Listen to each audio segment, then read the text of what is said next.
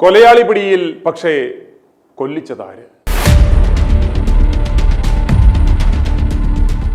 കോട്ടയം തിരുവാതുക്കൽ വ്യവസായിയായ വിജയകുമാറിനെയും ഭാര്യ ഡോക്ടർ മീരയെയും കൊന്ന കേസിലെ പ്രതിപിടിയിൽ. മാളയ്ക്ക് സമീപമുള്ള ഒരു കോഴിഫാമിൽ നിന്നാണ് അസം സ്വദേശിയായ അമിത് ഒറാങ് പിടിയിലായത്.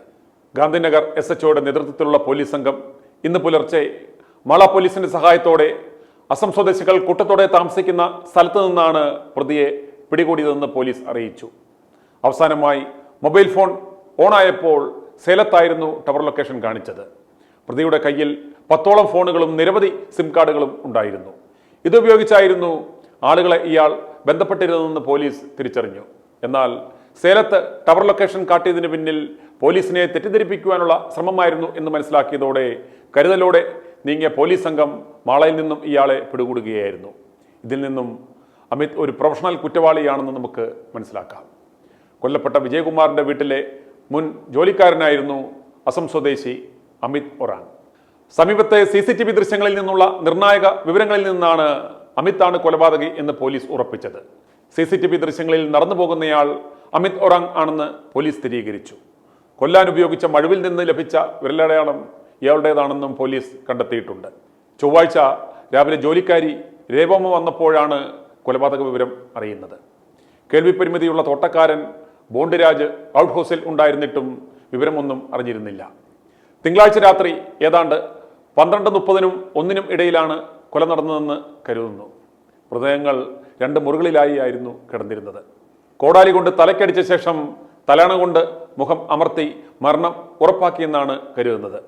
വീടിന്റെ കതകിലും വീടിനുള്ളിലും ഉൾപ്പെടെ വിവിധ സ്ഥലങ്ങളിൽ അമിത്തിന്റെ വിരൽ അടയാളം പതിഞ്ഞിട്ടുണ്ട്. കൊലപാതകം നടത്തുവാൻ അമിത് ദിവസങ്ങളോളം ആസൂത്രണം നടത്തിയിട്ടുണ്ടെന്നും ശനിയാഴ്ച മുതൽ അമിത് താമസിച്ചത് നഗരത്തിലെ ഒരു ലോഡ്ജിലാണെന്നും പോലീസ് കണ്ടെത്തിയിട്ടുണ്ട്. ഇക്കഴിഞ്ഞ ശനിയാഴ്ച മുതൽ അമിത് താമസിച്ചിരുന്നത് നഗരത്തിലെ ഒരു ലോഡ്ജിലായിരുന്നു. ഇതിനിടയിൽ പലതവണ വിജയകുമാറിന്റെ വീടിന്റെ പരിസരത്തെത്തി കാര്യങ്ങൾ നിരീക്ഷിച്ചിരുന്നു. തിങ്കളാഴ്ച രാവിലെ ലോഡ്ജിൽ നിന്ന് റൂം വെക്കറ്റ് ചെയ്ത് വൈകിട്ട് കോട്ടയം റെയിൽവേ സ്റ്റേഷനിലെത്തി പ്ലാറ്റ്ഫോം ടിക്കറ്റ് എടുത്ത് അകത്ത് കയറി. രാത്രിയോടെയാണ് കൊലപാതകം നടത്തുവാൻ ഇയാൾ പോയത്. ലോഡ്ജിൽ നിന്ന് അമിത് പുറത്തേക്ക് പോകുന്നതിൻ്റെയും റെയിൽവേ സ്റ്റേഷനിൽ പോകുന്നതിൻ്റെയും CCTV ദൃശ്യങ്ങൾ പോലീസിന് ലഭിച്ചിട്ടുണ്ട്. വിജയകുമാറിനെയും ഭാര്യ മീരയെയും കൊല്ലുവാൻ ഉപയോഗിച്ച കോടാലിയിലെ ഫിംഗർ പ്രിന്റ് അമിത്തിൻ്റേത് തന്നെയാണെന്ന് തെളിഞ്ഞിട്ടുണ്ട്. അമിത് മോഷണക്കേസിൽ അറസ്റ്റിലായപ്പോൾ ശേഖരിച്ച ഫിംഗർ പ്രിന്റും കോടാലിയിലെ ഫിംഗർ പ്രിന്റും മാച്ച് ചെയ്തു. വീടിന്റെ കതകിലും വീടിനുള്ളിലും അടക്കം വിവിധ സ്ഥലങ്ങളിൽ ഫിംഗർ പ്രിന്റ് പതിഞ്ഞിട്ടുണ്ട്. കോട്ടയം തിരുനക്കര ഇന്ദ്രപ്രസ്ഥം ഓഡിറ്റോറിയം ഉടമ തിരുവാതുക്കൽ ശ്രീവത്സം വീട്ടിൽ TK വിജയകുമാർ 65 വയസ്സ്, ഭാര്യ ഡോക്ടർ മീര വിജയകുമാർ 62 വയസ്സ് എന്നിവരാണ് കഴിഞ്ഞ ദിവസം അതിദാരുണമായി കൊല്ലപ്പെട്ടത്. വീടിന്റെ മതിൽ ചാടിയെത്തിയ അക്രമി മുൻവശത്തെ ജനാലയുടെ ചില്ലിൽ ഡ്രില്ലർ കൊണ്ട് വിടവുണ്ടാക്കി ആദ്യം ജനൽ തുറന്നു, തുടർന്ന് വാതിലിന്റെ കൊളുത്തും തുറന്നു. വീടിനുള്ളിൽ കയറിയ അക്രമി 2 മുറികളിൽ കിടന്നുറങ്ങിയായിരുന്ന വിജയകുമാറിനെയും മീരയെയും കോടാലി കൊണ്ട് മുഖത്തുൾപ്പെടെ വെട്ടി കൊലപ്പെടുത്തിയെന്നാണ് പോലീസിന്റെ നിഗമനം. ഇരുവരുടെയും വസ്ത്രങ്ങൾ വലിച്ചു കീറി നഗ്നരാക്കിയിരുന്നു. തലയിൽ ആഴത്തിലേറ്റ മുറിവിൽ നിന്നുള്ള രക്തസ്രാവമാണ് മരണകാരണമെന്നാണ് പ്രാഥമിക പോസ്റ്റ്മോർട്ടം റിപ്പോർട്ട്. അമിത് 3 വർഷം വിജയകുമാറിന്റെ വീട്ടിലും ഓഡിറ്റോറിയത്തിലുമായി ജോലി ചെയ്തിരുന്നു. ഇതിനിടെ വിജയകുമാറിന്റെയും ഭാര്യയുടെയും ഫോണുകൾ മോഷ്ടിച്ചതിനും അതുപയോഗിച്ച് പണം തട്ടിയെടുത്തതിനും ഇയാൾ പിടിയിലായിരുന്നു. ഈ കേസിൽ 5.5 മാസത്തോളം ജയിലിലുമായിരുന്നു. ജയിലിൽ കഴിയുന്ന സമയത്ത് അമിതിനെ ഭാര്യ ഉപേക്ഷിച്ചു പോയെന്നും പറയുന്നു. ഇക്കാരണത്താലുള്ള വൈരാഗ്യമാകാം കൊലപാതകത്തിന് പിന്നിലെന്നാണ് പോലീസിന്റെ ഭാഷ്യം. പ്രതി അറസ്റ്റിലായിട്ടുണ്ട്. ആദ്യമേ തന്നെ കേരള പോലീസിൽ വിശ്വസിച്ച് എല്ലാവർക്കും നന്ദി രേഖപ്പെടുത്തുന്നു. അതുപോലെ സീനിയർ ഓഫീസേഴ്സിൻ്റെ ഒരുപാട് ഗൈഡൻസും സപ്പോർട്ടും എല്ലാം കിട്ടിയിരുന്നു, എസ്പെഷ്യലി ടെക്നിക്കൽ ഗൈഡൻസ്. ഇന്നലെ ഉച്ച മുതൽ നമ്മൾ ടെക്നിക്കലായിട്ടുള്ള ഡീറ്റെയിൽസ് കളക്ട് ചെയ്യുമായിരുന്നു. സ്റ്റേറ്റ് പോലീസ് ചീഫ് ഉൾപ്പെടെയുള്ള ഉദ്യോഗസ്ഥരുടെ സഹകരണത്തോടും സഹായത്തോടും കൂടിയിട്ടാണ് നമുക്ക് രാത്രിയോട് കൂടിയിട്ടാണ് ആദ്യമായിട്ട് ലൊക്കേഷൻ കിട്ടിയത്. പിന്നീട് ഇൻ്റർനെറ്റ് ഉൾപ്പെടെയുള്ള അയാൾ ഇൻ്റർനെറ്റ് ഉൾപ്പെടെ യൂസ് ചെയ്തതിൻ്റെ അടിസ്ഥാനത്തിൽ നമുക്ക് ടെക്നിക്കലായിട്ടുള്ള ഡേറ്റ കിട്ടി. രാത്രിയോടുകൂടി തന്നെ ഇയാൾ മാള പോലീസ് സ്റ്റേഷൻ പരിധിയിലുള്ള മേലടൂർ എന്ന് പറയുന്ന സ്ഥലത്തുള്ളതായിട്ട് നമുക്ക് ഇൻഫർമേഷൻ കിട്ടിയിരുന്നു. അതിൻ്റെ അടിസ്ഥാനത്തിൽ നമ്മുടെ ടീം ഇവിടെ നിന്ന് രാത്രി തന്നെ പുറപ്പെട്ടിരുന്നു. രാവിലെ ഒരു 8 മണിയോട് കൂടിയിട്ട് നമുക്ക് കൃത്യമായിട്ടുള്ള ലൊക്കേഷൻ കിട്ടി. നമ്മളവിടെ ചെന്ന് പ്രതിയെ കീഴ്പ്പെടുത്തുകയായിരുന്നു. മോട്ടീവ് നമ്മൾ നേരത്തെ സംശയിച്ച പോലെ തന്നെ നേരത്തെ വിജയകുമാർ കൊടുത്ത കേസിൽ ഇയാൾ അകത്തു പോയിരുന്നു. ഇയാളൊരു 5.5 മാസത്തോളം റിമാൻഡിലായിരുന്നു. ഇയാൾക്ക് ജാമ്യത്തിലെടുക്കാനൊന്നും വേറെ ആരും ഉണ്ടായിരുന്നില്ല.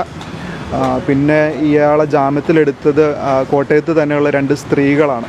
അതിനെക്കുറിച്ച് കൃത്യമായിട്ടുള്ളൊരു ഇൻഫർമേഷൻ ഞാൻ വേറെ കൊടുക്കുന്നുണ്ട്.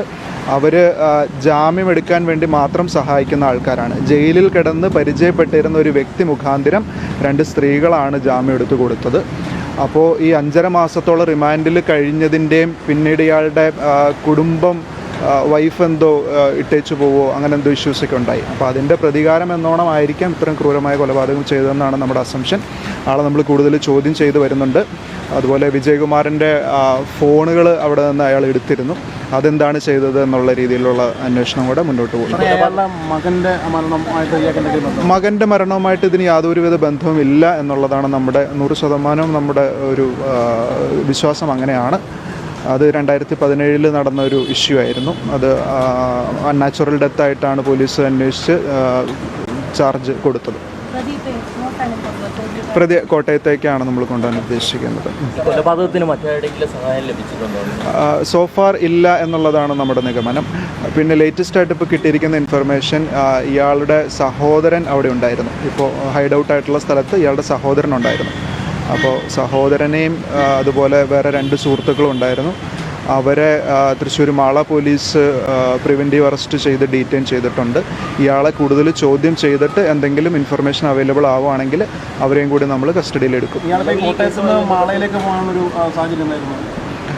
അതാ പറഞ്ഞത്, ഈ സഹോദരൻ അവിടെ ഉണ്ടായിരുന്നു എന്നുള്ളൊരു ഇതുകൊണ്ടാണ് ആദ്യം നമുക്ക് പെരുമ്പാവൂരുള്ളതായിട്ടാണ് ഇൻഫർമേഷൻ കിട്ടിയത്. അവിടെ ചെന്ന് സെർച്ച് നടത്തി പിന്നീട് ഫോളോ അപ്പിലാണ് മാള വരെ നമ്മൾ എത്തിച്ചത്.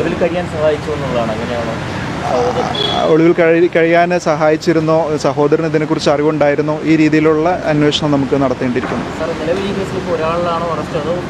ഒരാളെ മാത്രമാണ് അറസ്റ്റ് ചെയ്തിട്ടുള്ളത്. മറ്റുള്ളവർ അത് ജസ്റ്റ് നമ്മൾ വെരിഫൈ ചെയ്യാൻ വേണ്ടിയിട്ട് ആണ് ചെയ്തത്.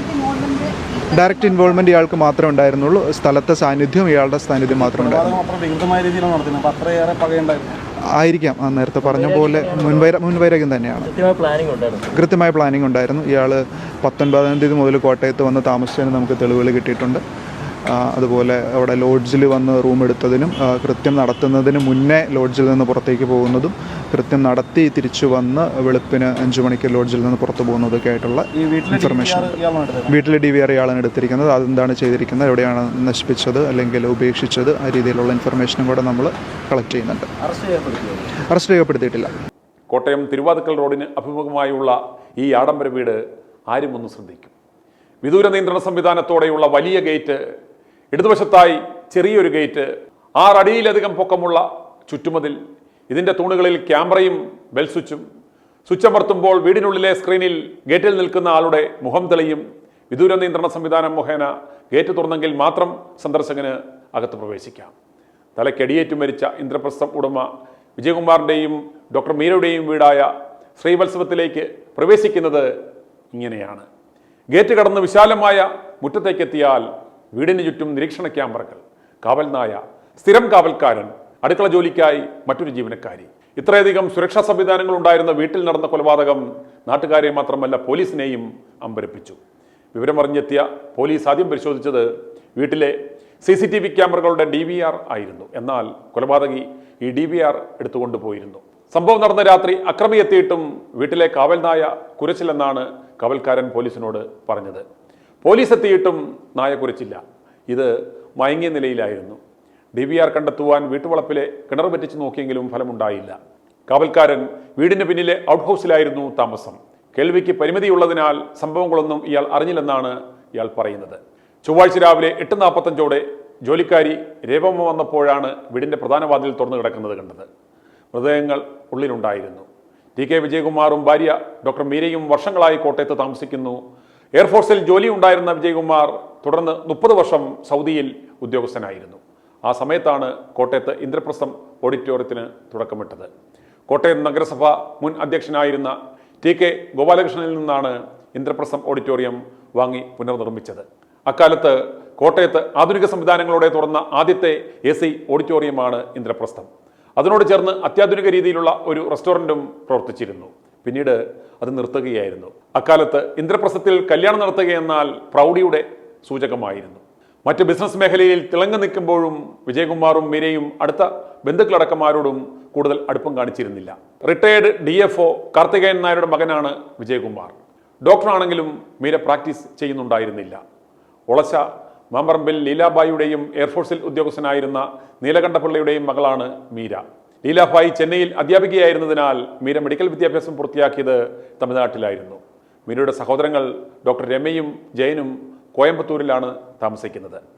8 വർഷം മുമ്പ് ദുരൂഹ സാഹചര്യത്തിൽ റെയിൽവേ ട്രാക്കിന് സമീപം കൊല്ലപ്പെട്ട നിലയിൽ കണ്ടെത്തിയ വിജയകുമാറിന്റെ മകനായ 28-കാരൻ ഗോകുൽ കൃഷ്ണകുമാറിന്റെ ദുരൂഹമരണം CBI അന്വേഷിക്കുവാൻ ഉത്തരവിട്ട് അന്വേഷണം ആരംഭിച്ച സാഹചര്യത്തിലാണ് മാതാപിതാക്കളും ഇപ്പോൾ കൊല്ലപ്പെടുന്നത്. ഇരട്ട കൊലപാതകങ്ങൾ നടത്തിയത് അമിത് ഒറാങ് ആയിരിക്കാം. പക്ഷേ കൊല്ലിച്ചത് ആരാണ്, എന്തിനു വേണ്ടി? അതാണ് ഇനി കണ്ടുപിടിക്കേണ്ടുന്നത്. i2i News, an eye for truth. i2i News subscribe ചെയ്തിട്ടില്ലാത്തവർ ഇപ്പോൾ തന്നെ സബ്സ്ക്രൈബ് ചെയ്യുക. നോട്ടിഫിക്കേഷൻ ലഭിക്കുവാൻ ബെൽ ബട്ടണും അമർത്തുക.